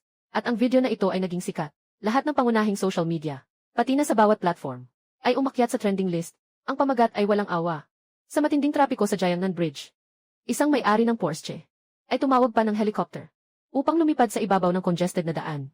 Ang pangunahing dahilan ay masyadong malaki ang helicopter na ito na may dalang sasakyan na lumilipad sa himpapawid. Napakakitang-kita. Halos lahat ng nakakita ay hindi nakatiis na kumuha ng larawan o video. Sa kabila ng lahat, maaaring hindi na ito mangyari sa buong buhay nila. Sa oras na ito, siguro Park at maraming mga matatandang miyembro ay nasa loob ng venue. Sa kanila, may isang napakaastig na sikat na binata. Ang taong ito ay walang iba kundi si Wang Zong. Ang kanyang pinakamalaking tatak ay ang pagiging mayaman at mapansin. Ngunit siya mismo ay hindi tumatanggi. Biglang makakita sa kanyang telepono. Lumabas ang isang mainit na video. Isang Porsche Cayenne na itinataguyod ng isang malaking helikopter sa langit. Ang ganitong eksena, kahit sa pelikula, ay bihirang may maglakas loob na kunan. Kinuha ni Guru Pu ang cellphone sa kanyang kamay at paulit-ulit na sinuri ang pagiging totoo ng video na ito. Habang bulong-bulong pa siya. Sobrang astig naman ito, sabi ni MV. Wang, sa tingin ko, sapat na akong magpakitang gilas. Hindi ko akalaing sa mundong ito, may masigit pa palang magpakitang gilas kaysa sa akin. Na-stuck ang kotse sa highway. Pero tinawag pa ang helicopter para ikaw. Ang sobra namang kalokohan nito. Normal lang din naman ito. Yung Cayenne na yun siguro 100 litro lang. Kung ikukumpara sa helicopter na ito, sobrang layo ng klase. Bigla niyang naisip ang isang bagay. Itong helicopter. Hindi ba ito yung kamakailang modelo? Tinatawag na Didi na mag-book ng eroplano. Sa software na iyon, naalala ko na nag-aalok sila ng serbisyo ng helicopter. Medyo mataas lang ang presyo. Sumagot si Wang Zong na imposibleng mangyari. 3 taon na ang nakalipas, ako at ang tatay ko ay pumunta sa Amerika para sa isang pribadong. Noong panahon ng auction, nakatagpo ako ng eroplano na ito. Ito ay binago mula sa isang decommission helicopter na militar. Sa huli, ito ay nabili sa halagang $120 milyong ng isang hindi kilalang mayamang tao sa ating bansa. Nakumuha nito. Kakaiba. Hindi ba naisip ng tatay mo na bilhin iyon? Siyempre gusto niya. Pero noong huli, masyadong malakas ang taong nakakuha noon. Kapag gusto niyang bilhin ang isang bagay, walang naglalakas loob magtaas ng presyo. Naalala ko noon, doon sa sale room. Misteryosong tao sa auction. Si Wang Zong ay labis na nagtataka ngayon. Noong panahong iyon, hindi alintana kung ang pamilya Rothschild o ang pamilya Morgan at iba pang mga kinatawan ng malalaking pamilya ay labis na natatakot sa misteryosong mamimili na iyon. Labis na natatakot sila. May pagdududa si Guru Park. Ang ibig mong sabihin ay, ang taong ito, malamang ay may kaugnayan sa misteryosong mayaman noon. Tumango si Wang Zong at sinabi na halos tiyak iyon. Kung magkakaroon ng pagkakataon, talagang gusto niyang makilala ang taong ito. Biglang sumigaw ang isang binata, tumingin ka. Parang papalapit na ang helikopter. Dito sa atin. Walang pakialam si Wang sa iba. Para sa kanya, napakahalaga ng pagkakakilanlan ng may-ari ng sasakyan. Kaya't inutusan niya ang mga tao sa paligid na pumasok at tingnan agad. Narinig ang malalakas na tunog ng makina mula sa himpapawid. Maraming tao ang nagmadaling dumating at nakapaligid na sa isang malaking bilog. Lahat sila ay sabik na sabik. Na makita ang aking tunay na anyo. Naisip ko na mukhang tapos na ako dito. Mayroong hindi bababa sa 100 tao sa ibaba. Tinatayang sa isang labas ng sasakyan, ay magkakaroon ng napakaraming kamera. Pinalo ako ng malakas. Agad akong nagsisi sa aking desisyon. Sa aking pagpasok na ito, sobrang mataas naman ang aking estilo. Sa wakas, bumaba na ang sasakyan. Yung 4 na nakaitim na tao ay muli bumaba mula sa helikoptero. Matapos kunin ang mga lubid na nakatali sa sasakyan. At sa bilis na parang kidlat, bumalik siya agad sa eroplano. Hindi nagtagal. Naglaho na ang helikopter sa kalangitan. Sa isang iglap lang, ang Porsche ko ay naging sentro ng atensyon ng lahat. Ang mga tao sa paligid ay ginawang napapaligiran ako at walang malabasan. Kahit gusto kong umalis, hindi ko magawa. Kaya agad kong tinawagan. Si Guru Park. Guru Park, nasaan ka? Dali, puntahan mo ako at iligtas mo ako. Si Guru Park ay agad nalito sa sinabi ko. Nandito ka na ba? Saan? Ang aking pribadong helicopter. Iniwan ako sa harap ng venue. May paraan ka ba? Tulungan mo akong iligaya ang tao. Nang marinig ito ni Guru Park, humigop siya ng malamig na hangin. Ito pala ang sasakyan mo. Bakit hindi niya ako at ang may-ari ng Porsche na ito pinagsama? Akala ko nandyan pa ako sa tulay o nakasakay sa traffic sa highway. Tumingin si Wang Zong sa kanya na puno ng pagkalito. Diretso niyang tinanong si Guru Park, sino siya? Sumagot si Guru Park, nakalimutan mo bang ipakilala ko sa iyo ang isang kaibigan ngayon? Yung sikat na si Pang Zong sa platform ng Bamboo o kamakailan. Yung may maraming tagasunod. Hindi naman nagmamalasakit si Wang Zong at tumango. Sa katunayan, dumami na ang mga mayayamang tao sa mga live streaming platform. Pero hindi naman makikipagkaibigan si Wang Zong sa kahit sino. Baka isa lang siyang bigla ang yaman. Itinuro ni Guru Yao ang isang Porsche. Nabanggit na si Ginoong Fang ay nasa sasakyang iyon ngayon. Nang marinig ito, hindi na kayang manatiling kalmado ni Wang Zong. Ang may-ari ng sasakyang ito ay isang tao na kahit ang kanyang ama ay kailangang igalang. Tiyak na hindi siya ordinaryong tao. Hindi lang basta mayamang tao. Sinabi ni Guru Yang na tumawag siya sa akin. Sabi nila na may problema sila ngayon at gusto nilang humingi ng tulong sa atin para tulungan silang paalisin ang mga tao dito. Nang marinig ito ni Wang Zong, napatawa siya na parang natutuwa sa kamalasan ng iba. Ang yabang kasi nila noon. Ngayon alam na nilang kailangan nila tayo, di ba? Kahit ganoon pa man. Ngunit agad siyang tumawag sa seguridad. Dahil sa kaganapang ito ng live na eksibisyon, siya ang pinakamalaking mamumuhunan. Walang iba.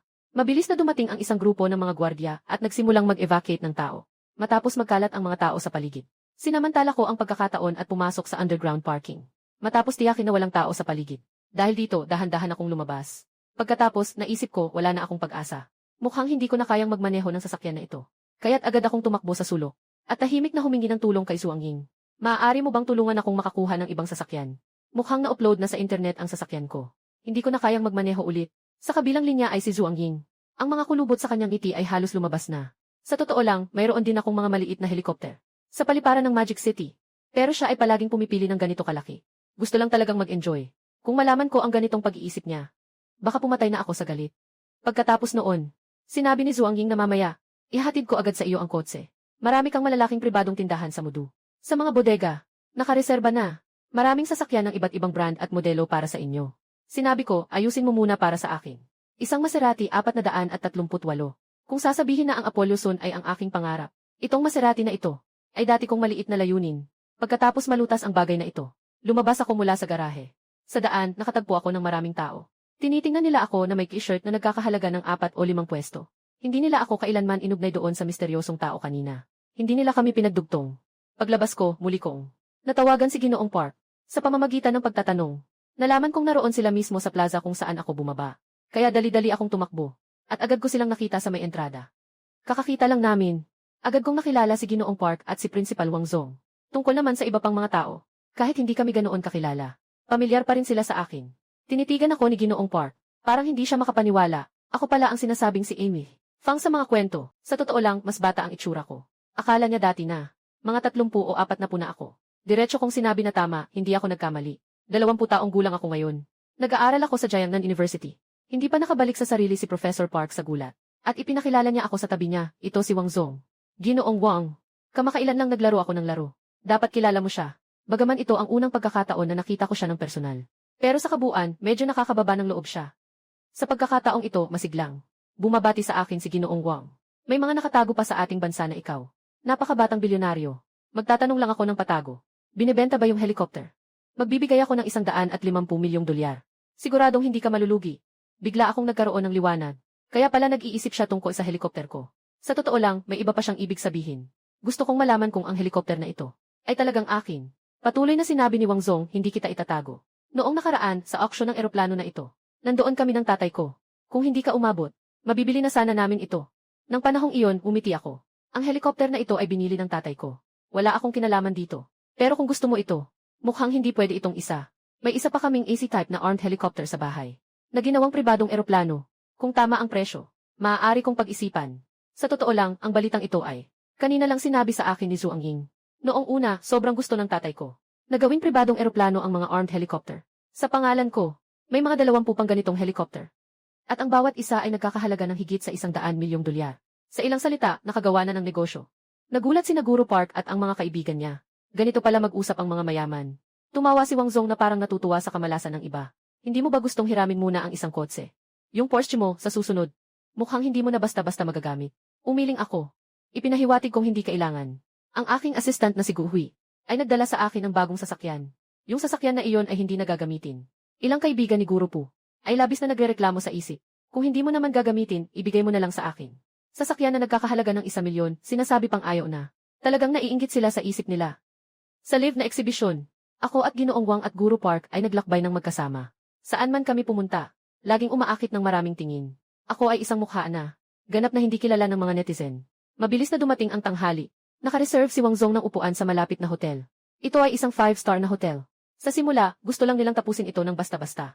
Pero dahil nandito ako, hindi naman pwedeng masyadong simple. Sa hapagkainan, agad naging masigla ang usapan ng lahat. Lahat ng negosyo ay ginagawa ng pamilya ko. Sa totoo lang, hindi ko rin alam lahat ng industriya namin. Sinasabi ko na sa bahay namin wala kaming ginagawa. Sinasabi ko ng totoo, hindi ko alam kung ano ang mga industriya. Kahit na ganito kayaman ang pamilya ko. Nalaman ko lang ito noong nakaraang linggo. Tungkol sa mga magulang ko, wala na sila.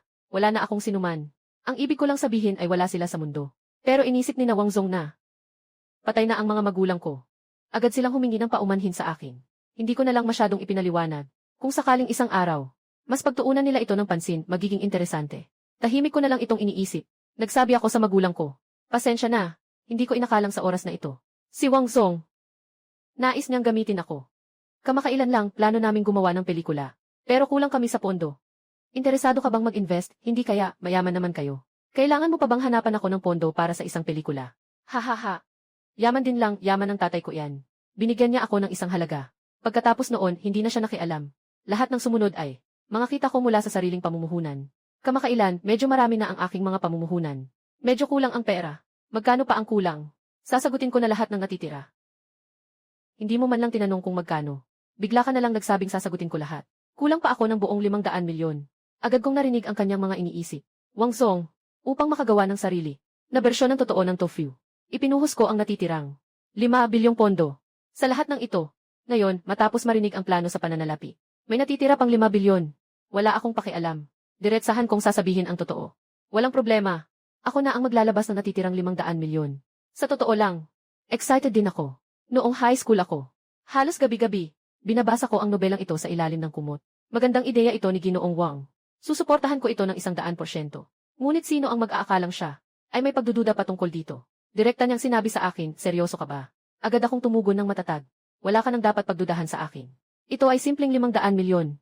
Para sa akin, parang nagbuhos lang ng tubig. Nakaupo sa tabi siguro Park at ang iba pa. Agad silang nag-rolling eyes. 500 milyon, napakalaking numero. Karaniwang tao, sa buong buhay nila, hindi makakakuha ng 1%. Tanging ang 2 taong ito sa harap ko. Ang may lakas ng loob na ilagay ang salitang maliit dito. Si Wang Zong ay talagang hindi nag-aalinlangan sa aking saloobin. Sa katunayan, ang aking ama ay kanyang ama. Kailangan talagang magbigay ng respeto si Wang Lin. Huwag kang mag-alala. Patuloy kong sinasabi, huwag kang mag-alala. Maaari mong ayusin ang mga bagay tungkol sa mga artista at direktor.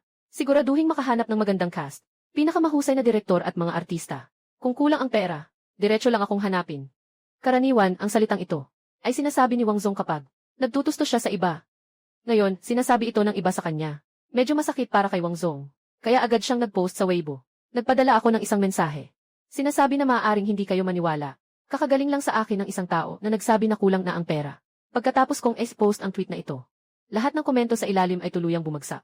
Sa milyong-milyong followers, isang salita lang. Biglang umakyat sa ikalawang lugar sa trending list.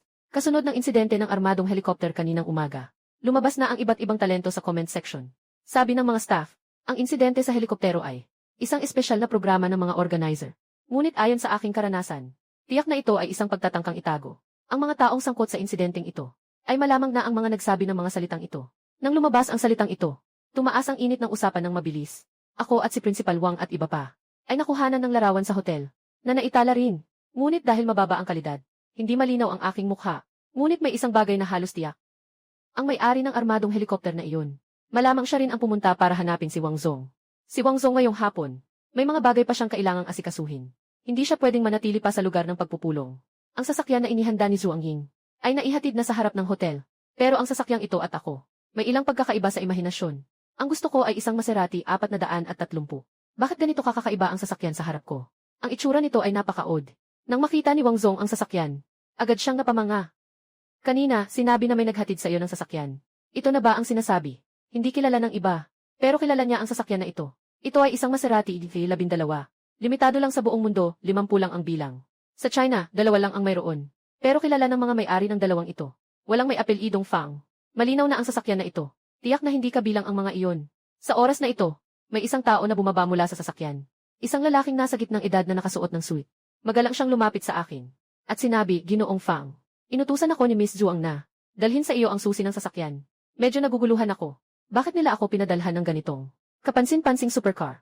Marami ng tao sa paligid ang napansin ang sasakyan na ito. Pati na rin ang ilan ay nagsimula ng kumuha ng litrato gamit ang kanilang mga cellphone. Ipinaliwanag ng isang middle-aged na tao na ganito ang nangyari. Kamakailan lang dahil sa modelong sasakyan na iyon, na natuklasang may mga panganib sa kaligtasan. Alam ni Miss Zhu ang nagusto mo si Martha Marati. Kaya pinili niyang ako na lang ang magdala ng sasakyan na ito. Bigla akong naiinis at nanggigil. Pero wala na akong magagawa. Nandito na ang sasakyan. Hindi na siguro pwedeng bumalik pa. Biglang tanong ni Wang Zong nakangiti kay Lao Chen. Saan mo nakuha ang sasakyan na ito? Naalala ko, 2 lang ang sasakyan ng Huaxia, di ba? Baka ito ay nakuha mula sa ibang bansa. Mula sa kamay ng isang mayamang tao. Sinasabi ko, hindi ko rin alam. Kaya, diretso kong tinignan ang kalalakihang naghatid ng sasakyan. Tatay, alam mo ba? Ang taong nasa gitnang edad ay biglang nagpakita ng pagdududa. Mayroon kang 87.2% na bahagi sa Maserati. Hindi mo ba alam? Tuwing may bagong modelo, ang pabrika ay agad na nagpapadala ng ilang sasakyan. Ang mga natapos na produkto ay unang dumarating sa iyong garahe. Ang mga iyon ay hindi kasama sa kabuuang bilang ng limitadong benta. Nag-rolling eyes ako. Talagang malayo ang daan. Paano ba naman maubos ang perang ito? Ngayon, hindi pa nga nakipag-ugnayan sa iba. Mga ari-arian ng 6 na pangunahing pamilya. Biglang nagtaas ng daliri si Wang Zong. Pagkatapos ay kumuha ng cellphone at nag-post ng isang Weibo kanina lang. Ako at si Maserati, ang pinakamalaking shareholder ay kumain ng isang hapunan. Pagkatapos kumain, saka ko lang nalaman ang tungkol dito. Talagang ngayon lang ako nakaramdam ng ganito. Na tinamaan ng pera at nauyog. Sa paghahambing sa akin, pakiramdam ni Wang Zong ay parang isang mahirap. Pagkatapos magpaalam sa kanila ng simple, tumingin ako sa paligid, at pagkatapos ay nakipag-ugnayan sa sistema. At tinanong kung maaalis ba ang mga larawan. Dahil sa katunayan na nakatayo ako sa ganitong napakasosyal na sports car, mahirap talagang hindi makuha ang atensyon. Sinabi ng sistema na ang iyong kahilingan ay madali kong maipapasa. Pero huwag mong kalimutan, ang unang yugto ng misyon ay ang magpasikat ng pangalan mo. Ngayon, dahil mabagal ang progreso ng iyong misyon, nais kong magbukas ng malaki ang misyon para sa host. Tatanggap ka ba na bilib ako agad? Kung sakaling mabigo, baka maparusahan ka ng iba't ibang paraan. O kaya naman, magpapakamatay ka ba sa akin?